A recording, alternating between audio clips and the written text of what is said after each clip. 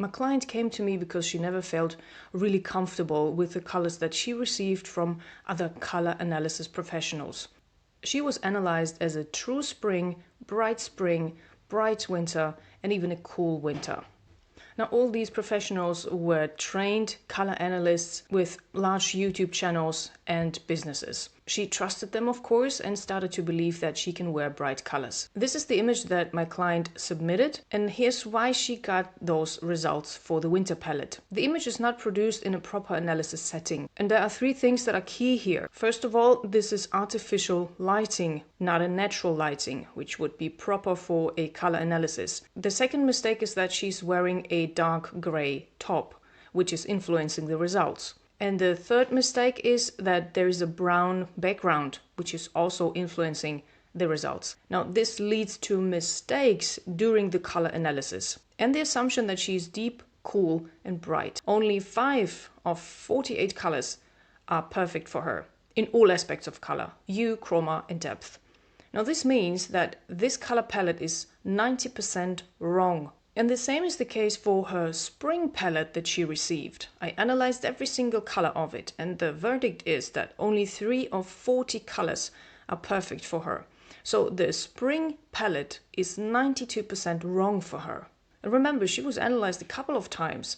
In all cases, she analyzed analyzed either as a spring or as a winter. And she's not the only one who receives colors that are 90% wrong for her.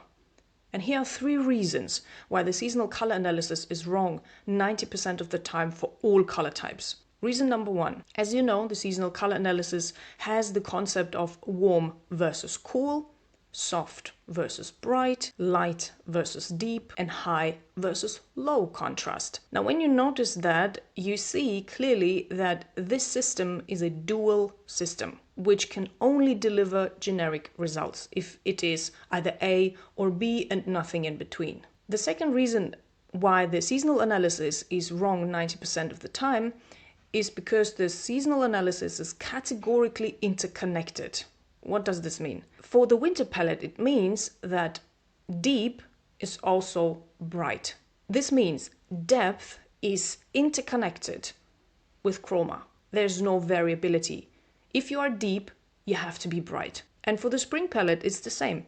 It is bright and warm. So chroma here now is interconnected with a very specific undertone, a warm undertone. Now, why is that a problem? Because of reason number 3. Reason number 3 is because the seasonal analysis has fixed color palettes for each and every season and subseason. And not only are the colors attributed in a wrong way, based on the warm versus cool aspects, which means the wrong colors are in your palette, but it also limits the color analysts in what colors they can provide you with.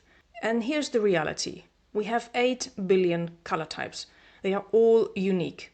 Every single person is unique to the next one. And the seasonal analysis tries to fit 8 billion types into 4 or 16. Now, it can only end up in a disaster that you see here. 90% wrong.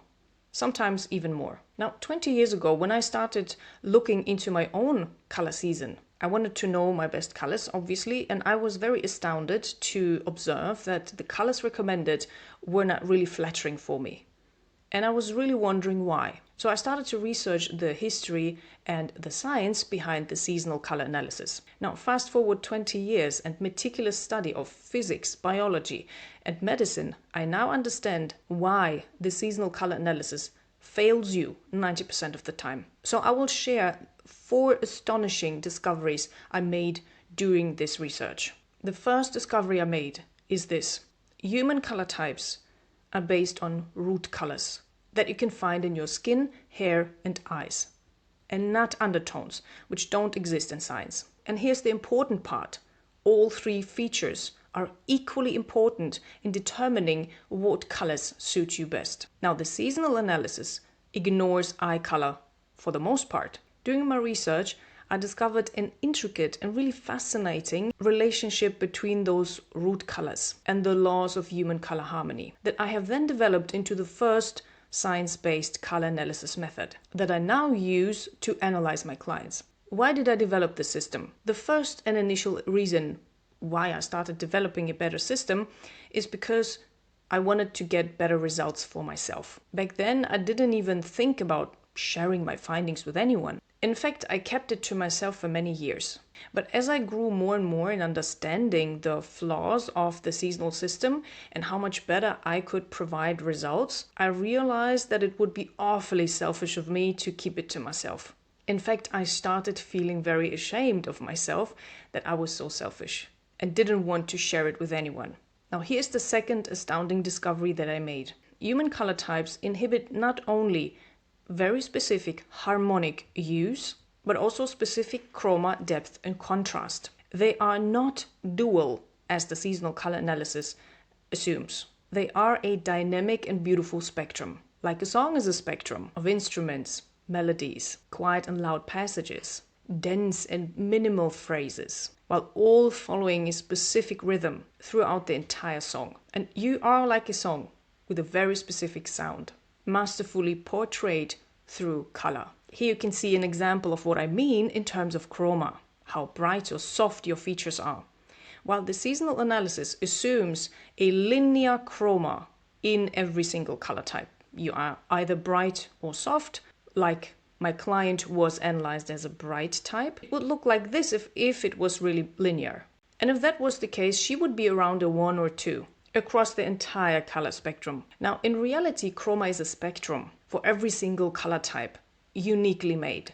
And this is how it really looks. Across the entire color spectrum, you will have a variety of the type of chroma that not only they possess, but the types of colors that they would need in terms of chroma. This means if someone appears to be bright chroma, this does not mean that this person needs bright colors across the entire spectrum.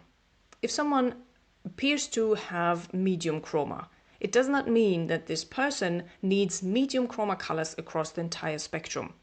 This is what it really looks like and what kind of colors in terms of chroma they would need. For example, in the red spectrum, they would need medium chroma colors, while the chroma should increase towards the yellow spectrum and drop significantly in the green and cyan spectrum, while increase again in the cooler spectrum between indigo blue and the magentas.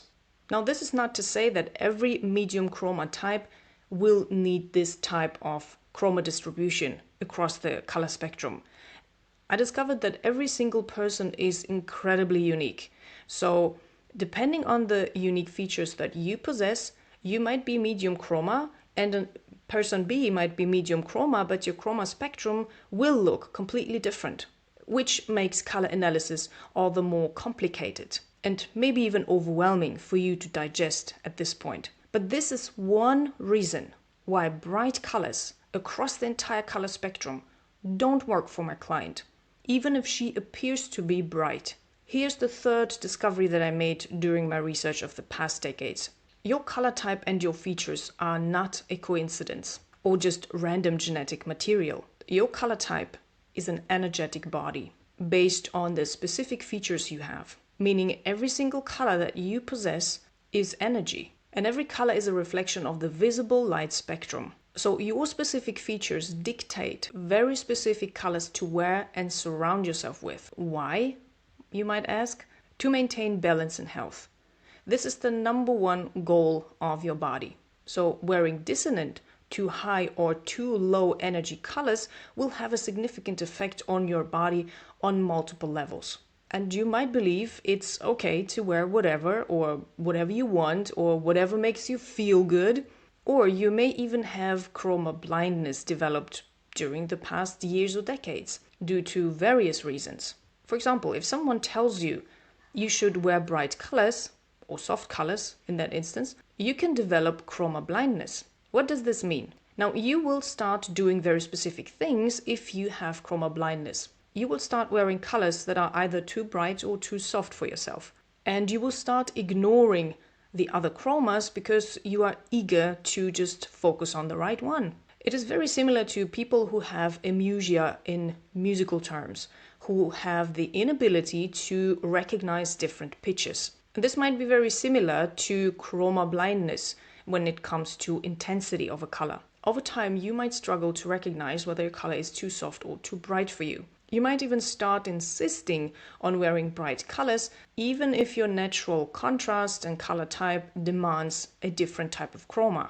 So this means subconsciously you might be brainwashing yourself into believing what types of colors you should be wearing based on the professional opinion of someone you received. Now, this dual system of the seasonal color analysis is very prevalent in fostering this type of belief even more, when in reality you are a dynamic spectrum in hue, chroma, depth, and contrast. And here's the fourth discovery that I made. As I've mentioned in the chroma graph before with the chroma spectrum, if someone has medium chroma, this does not mean that they have to wear medium chroma colors across the entire color spectrum. Color types require higher chroma in very specific hues to look radiant and maintain balance, while others need softer chroma in the same hues to maintain groundedness. Some color types will need more energy in very specific hues, while other color types in the same hues don't need that much energy, even though they might appear to be a brighter chroma type. Now, the seasonal analysis only determines your chroma type, mostly based on your skin tone, and mirrors that to the respective colors it recommends you. So if you are bright, you receive bright colors. If you're soft, you receive soft colors. But this only leads to a lot of dissonance because it is not respecting your dynamic spectrum when it comes to chroma. And same goes for depth and contrast, which creates even more dissonance when it is not respected. Now, in my system that I've developed over the past decades, I look at your skin tone, hair, and eyes and determine all the root colors. I look at your chroma, depth, and contrast spectrum, not just pinpointed to a single and linear aspect, like bright chroma, soft chroma. I see this entire spectrum within your entire color type and try to understand what this means, what your body demands in terms of colors, what kind of colors your body needs to look radiant and balanced. So this is the major difference between the seasonal analysis and my method. I am not trying to put you in a box. I'm trying to understand your unique color type. And my system so far is the only one that is able to analyze all 8 billion color types and accurately attribute the perfect colors to each and every person. Now let's have a look at a very specific example that will be very useful for you for springtime. Here you can see my client wearing a coral cardigan, a very beautiful and gorgeous color. Now we need to first determine the coral spectrum. What is coral and what it's not. Now here you can see the color spectrum from red all the way to true raspberry. On the far left you can see the red spectrum. This is where the coral spectrum starts. This is the typical coral that you will see in stores everywhere, especially in springtime. When you move closer to the oranges, you will notice a shift in color, in hue or in frequency, but also the energy level changes now. It is a coral red. It's still a coral. And when you move even closer to the oranges, you see again a slight shift, a minor shift, yet a significant one when you start wearing those different colors. Now this is red-orange, and this is not considered a coral anymore, it is salmon. This is not in the coral family anymore. And when you move even closer to the yellows now, you see sunset orange, very close to red-orange. It's also not coral. Now this is peach now. And when we go to the opposite side, to true raspberry, you can see that this is still in the coral spectrum. So we have only 3 hues, if you will, that are considered coral. Red, coral red, and true raspberry, at least in my system. Now we need to find out if this type of coral is aligned with my client or not. And there are 4 aspects of color just in general. It is hue or frequency, chroma, depth, and contrast if you are combining colors. The first step is to determine the cardigan color, which is this beautiful saturated bright coral color based in red. This is the root color. Now, when I analyze her color type and determine her perfect frequencies for her specific color type, I know that red is aligned with her. This means that in terms of hue or frequency, red is a perfect hue for her. You can see that here on the color spectrum. It is all the way on the left side, where the visible light spectrum starts, where we start seeing colors, if you will. Now, what about chroma? And I've talked about chroma a lot. Is this type of chroma right for her or not? This is a bright, clear chroma coral that she probably chose based on the recommendation that she got from previous analysts. And this is way too bright for her. And while you may feel she looks beautiful and gorgeous and radiant in this color, you will see a major difference when I compare this chroma color with the right one. What about depth? Maybe this color is too light or too dark for her. It is really on the border of being almost too light for her, but with this type of depth, she can still work it out if, and this is what she done here with the color combination, she chose a darker color to ground her color type, even though it's not the right hue of this gray top, she chose a darker color to ground that coral to her body, so to speak.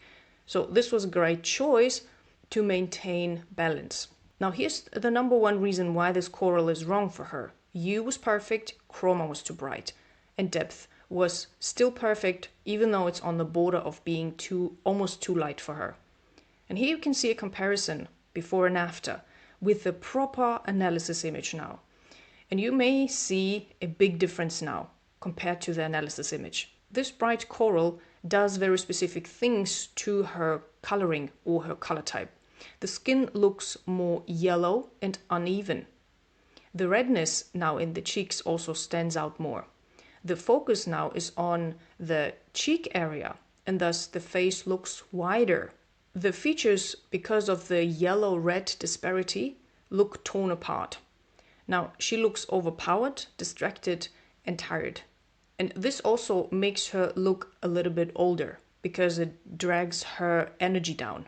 When you compare that to a medium chroma coral color, which is very close to the bright one, you may think this is such a tiny difference.